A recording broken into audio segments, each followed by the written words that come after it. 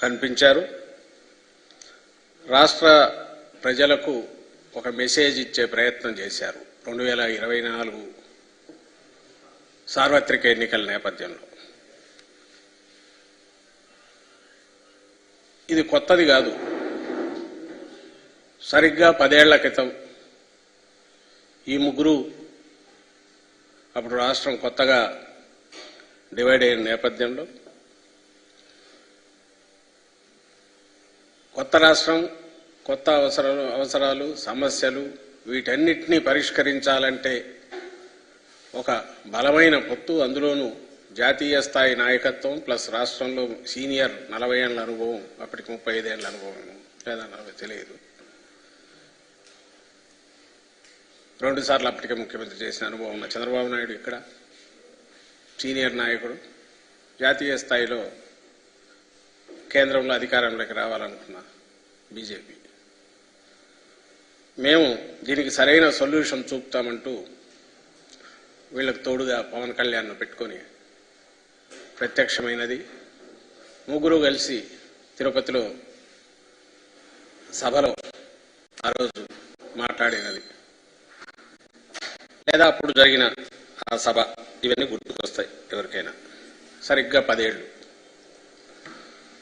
10 ఏళ్ల తర్వాత అదే నాటకం. ఏమంటే నాటకంలో తేడా ఆ రోజు బహుశా కొత్త పెళ్లి కాబట్టి ఊపు మీద ఉన్నట్టున్నారు.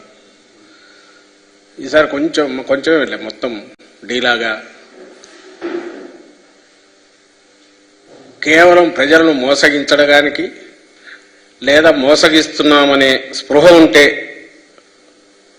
మొహంలో కనపడే ఇది కానీ ఒక గిల్ట్ కానీ అలాంటివి ఏదో ఛాయామతంగా కనపడినట్టుంది. ఈ సభలోకి వచ్చేసరికి ఆ రోజు ఉన్నంత ఉత్సాహం లేదు, ఆ ఊపు లేదు, ఉండే అవకాశము లేదు.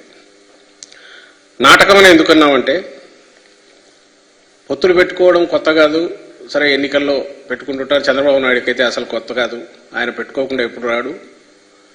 పెట్టుకున్నా కూడా ఫెయిల్ అయిన సందర్భాలు ఉన్నాయి. పెట్టుకోకపోతే అసలు ఊసులో లేకుండా పోయిన సందర్భాలు ఉన్నాయి. మొత్తం ఎక్కువ అవే ఉన్నాయి. కానీ ఊతకర్రల సాయంతో ఏడో అధికారంలోకి రావడము, వాళ్లను మార్చుకుంటూ ప్రతిసారి ఆ ఊతకర్రలను మార్చుకోవడము, ఇది ఆయనకు అలవాటు.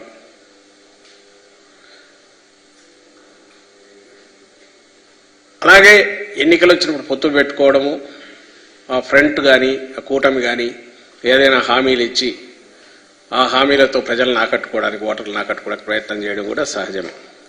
కాబట్టి 2014లో వీళ్ళు కలవడాన్ని ఎవరు తప్పు పట్టట్లా. కానీ వచ్చిన తర్వాత అధికారం ప్రజలు అప్పగించిన తర్వాత ఆ కారణాల వల్లనో డిఫరెంట్ వేరియస్ కొత్త వీటి వల్లనో మేము ఆ రోజు పోటీలో ఉన్నాం. వీళ్ళందరూ కలిసిన కేవలం 1% ఓట్ల తేడాతో అధికారంలోకి వాళ్ళు వచ్చారు. మేము ప్రతిపక్షంలో కూర్చున్న వైఎస్ఆర్ కాంగ్రెస్ పార్టీ. నాటకమని ఎందుకు అనుకుంటున్నామంటే ఆ రోజు ఏవైతే హామీలు ఇచ్చారో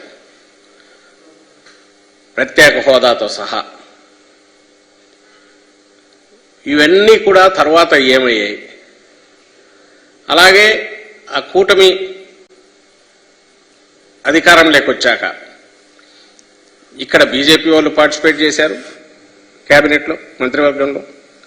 కేంద్రంలో చంద్రబాబు నాయుడు గారి పార్టీ, తెలుగుదేశం పార్టీ ఎంపీలు వాళ్ళను అక్కడ కేబినెట్లో భాగస్వామ్యం తీసుకున్నారు. సో ఇది నిజమైన కూటమి లాగే నడిచింది. అలాంటి వాళ్ళు ఇచ్చిన హామీలు ఏమాత్రం అమలు చేశారు.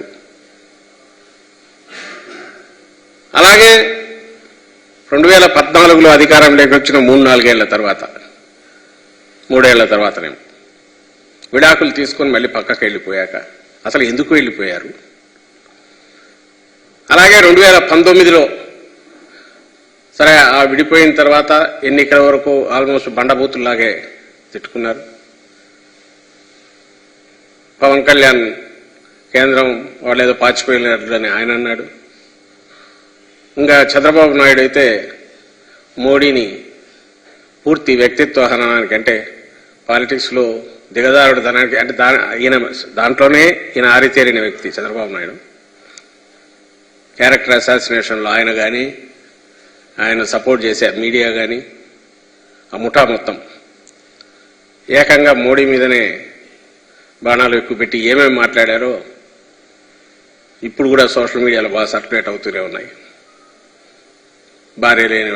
భార్య ఉంటే తెలిసేదని, కుటుంబం లేనివాడిని, తల్లి అని విలువ తెలియనివాడని, వ్యక్తిగతమైన వాటికి ప్రజలకు సంబంధం లేని విషయాల్లో కూడా వాటన్నిటి మీద కూడా ఆయన మీద అటు నుంచి ఏమీ లేకుండానే ఈయనే అగ్రెసివ్గా అన్నాడు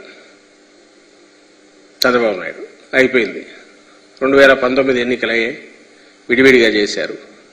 ఆ రోజు పొత్తు కోసం వెంపర్లాడి ఇచ్చేసింది చంద్రబాబు నాయుడు. తర్వాత ఎప్పుడైతే యాంటీ ఇన్కంబెన్సీ ఓటు చీలాలనుకున్నప్పుడు 2019లో తన్నేసి బయటకు వచ్చేసి ఇండిపెండెంట్గా ఇచ్చేసింది చంద్రబాబు నాయుడు. ఈరోజు మళ్ళీ అదే చంద్రబాబు నాయుడు రెండు పార్టీలను, బీజేపీని కలుపుకొని లేదా పవన్ కళ్యాణ్ ద్వారా దాన్ని ఆపరేట్ చేసి మళ్ళీ ఈరోజు నిన్న ఒక స్టేజ్ మీద ముగ్గురు కలిసి ప్రత్యక్షమయ్యారు. కనీసం నిన్న ఏం చేసిండాలి? ఫస్ట్ ఓ సంజాయిషి ఇవ్వాలి. అసలు 2014లో ఏమనుకొని కలిశారు, ఇచ్చిన హామీల పరిస్థితి ఏంది, తర్వాత ఎందుకు విడిపోయారు, ఈరోజు మళ్ళీ ఎందుకు కలిశారు? మీ అందరికి గుర్తుంటుంది 2014లో పొత్తు పెట్టుకోవడమే కాదు, వందల కొద్దీ హామీలు గుప్పించడమే కాదు, అప్పుడు నారా చంద్రబాబు నాయుడు అనే సంతకంతో ముగ్గురి ఫోటోలు పెట్టుకొని ఇటు మోడీ, అటు చంద్రబాబు నాయుడు, ఇక్కడ పవన్ కళ్యాణ్ గారు.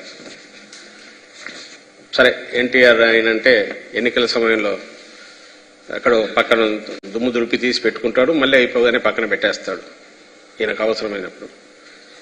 అప్పటికి ఇప్పటికీ బహుశా నేను అనుకోవడం తేడా అంటే 10 ఏళ్ళు అయింది కాబట్టి కొంచెం వయసు పెరిగింది, గడ్డాలు వచ్చింటాయి, ఇంకొంచెం నెడిసింటాయి, డిఫరెంట్ కాస్త ఫోటోల్లో తేడా కనపడుతుందేమో అని మిగిలిందంతా సేమ్ వాళ్లే. కింద చంద్రబాబు నాయుడు, నారా చంద్రబాబు నాయుడు సంతకం. ఇది క్లుప్తంగా మేనిఫెస్టోలో ముఖ్యమైన హామీలు అవి ఇక్కడ పెడుతూ వీటన్నిటికీ మాది పూచి అని ఆ రోజు రాష్ట్రమంతటా ఇల్లు మొత్తం పంచారు. దాంట్లో 4-5 చూస్తే ఇవి కాక 600 హామీలు ఇచ్చినట్టున్నాడు మేనిఫెస్టోలో. లేకపోతే అదైతే ఇప్పుడు దొరకట్లే.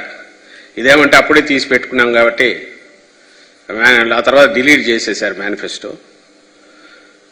ఇందులో రైతు రుణమాఫీ ఉంది, డ్వాక్రా రుణాల రద్దు ఉంది, ఆడబిడ్డ పుట్టగానే 25,000 రూపాయలు వేస్తామనేది ఉంది, జాబు కావాలంటే బాబు రావాలనే దాంతో ఉద్యోగం వచ్చే వరకు నెలకు 2,000 రూపాయలు నిరుద్యోగులకు ఇస్తామనింది, అర్హులందరికీ 3 సెంట్ల స్థలంలో ఉచితంగా పక్కా ఇళ్లు కట్టిస్తామనేది. ఇవి దీనిలో ఉన్నవి. ఇదే ఎందుకు చూస్తున్నారంటే ఇక్కడ బాగా ప్రామినెంట్గా ఇంటింటికి పంచినారు, ముగ్గురు ఫోటోలు పెట్టినారు, అండ్ చంద్రబాబు నాయుడు సంతకం కూడా ఉంది. అందువల్ల దీన్ని చూపిస్తున్నాం. దీనికి సంజాయిషి ఇచ్చి ఉండాలి, ఎందుకంటే ఇవేం జరగలేదు కాబట్టి. ఏదో 1,00,000 కోట్ల దాకా ఉన్న రైతు రుణమాఫీ అరాకొర 10,000, 13,000 జరిగినట్టుంది 5 ఏళ్లకు. మీ బంగారం కూడా ఇళ్లకు తెప్పిస్తానన్న దాంట్లో అంతా కలిపితే 1,00,000 కోట్ల పైన ఉంది. దాంట్లో ఇచ్చింది 15,000 కోట్లు, 13,000 కోట్లు నాకు తెలిసి 5 ఏళ్లకు. ఇంకా మిగిలినవైతే అసలు ఏదీ లేవు. ఇంత అబద్ధాలు, మోసపూరితమైనవి ఇచ్చి పైగా ఆ కూటమి అనేది కూడా పూర్తి 5 ఏళ్ళు కూడా ఉండకుండా మళ్ళీ ఇప్పుడు ఏ మోహం పెట్టుకుని ముగ్గురు ఒకే స్టేజ్ మీదకి వచ్చారు. ఈ స్టేజ్ మీద నిలబడి మళ్ళీ రాష్ట్ర ప్రజలకు పిలుపు ఇవ్వగలిగారు అనేది ప్రశ్న. నిన్నటి సభ ఏదైనా అది దేనికైనా ఒక గుర్తుగా దేని ఇండికేట్ చేస్తుంది అంటే అబద్ధాలు, వంచన, అలాగే బాధ్యతారాహిత్యం, అలాగే ఈ రాష్ట్రమన్నా ఆంధ్ర రాష్ట్ర ప్రజలన్నా వీళ్ళు ఏం చేసినా వీళ్ళ దగ్గర చెల్లుతుంది, వీళ్ళను మోసం చేయడం చాలా సులభం అనే ఒక లెక్కలేనితనం ఇది బాగా కనపడుతుంది నేటి సభలో. నిజంగానే మామూలు మనమైనా ఎవరైనా ఇది మనకు ప్రామిస్ చేసి ఆ తర్వాత చేయలేకపోతే నెక్స్ట్ కనపడి మళ్ళీ ఏదన్నా అడగాలనుకున్నప్పుడు ఆ రోజు చేసినప్పుడు చేయలేదు కదా అని అడుగుతాం. మరి రాష్ట్ర ప్రజలు అడగరనుకున్నారా, గుర్తు ఉండదనుకున్నారా, మర్చిపోయి ఉంటారనుకున్నారా? అంటే ఇది అందుకే ఇది లెక్కలేనితనం అని అనిపిస్తుంది. మనం ఏం చెప్పినా చెల్లుతుంది. ఎప్పుడైతే ఇది చెప్పలేకపోయారో, లేదు ఇప్పుడు ఏం చేస్తామనో చెప్తే నమ్మరను కేవలం జగన్మోహన్ రెడ్డి గారి మీద దుమ్మెత్తిపోయడం, నోటికొచ్చినట్టు ఆయన తిట్టడం. నిన్న మీరు గమనిస్తే రాష్ట్ర ప్రజలందరూ చూసి ఉంటారు. చంద్రబాబు నాయుడు కానీ పవన్ కళ్యాణ్ కానీ ఒక రాజకీయ పార్టీ అధ్యక్షులుగానో లేక ఒక రాజకీయ పార్టీ నేతలుగానో ఒక రాష్ట్రం పట్ల వాళ్ళకి ఏదైనా బాధ్యత ఉందనుకుంటే అది ఎన్నికలకు ముందు తిట్లతో మొదలుపెట్టి తిట్లతో ముగిస్తారా?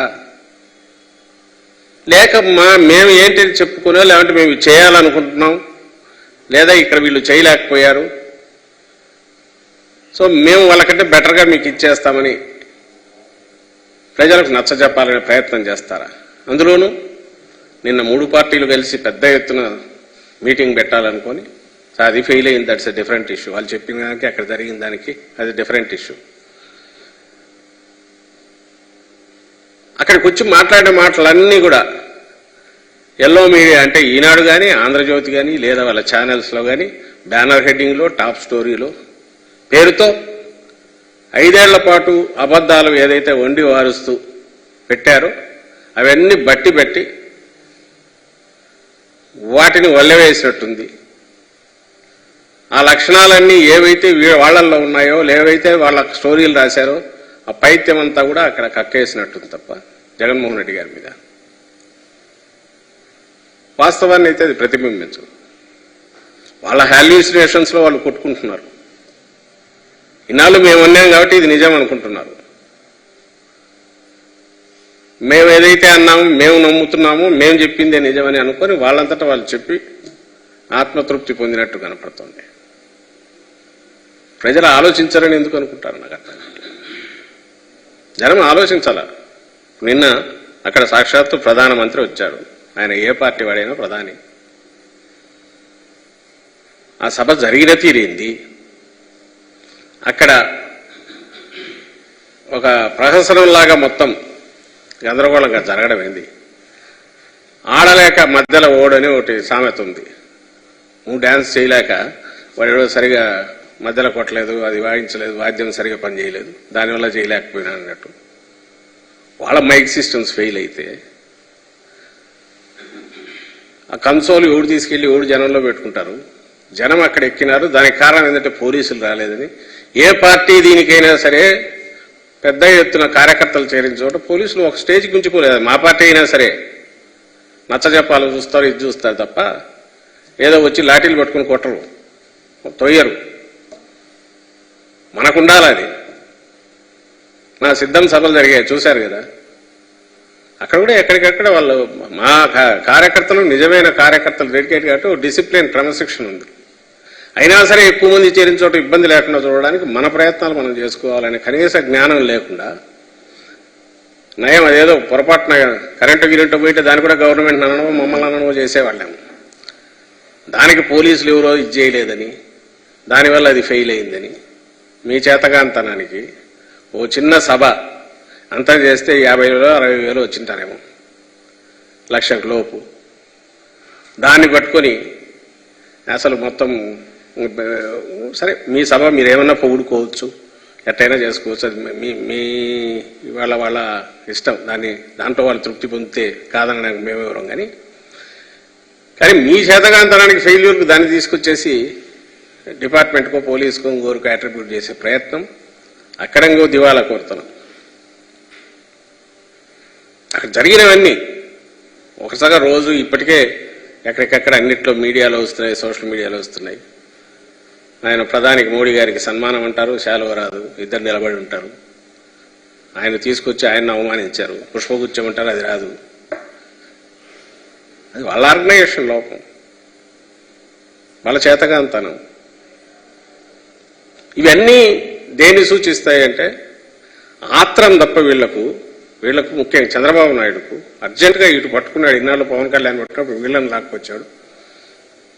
అర్జెంటుగా అధికారంలోకి వచ్చేసేయాలి, ప్రజలు మళ్ళీ అప్రమత్తులై లేదంటే వాళ్ళు క్వశ్చన్ చేసేలోగా దడదడగా కొట్టేసి వచ్చేసేయాలి.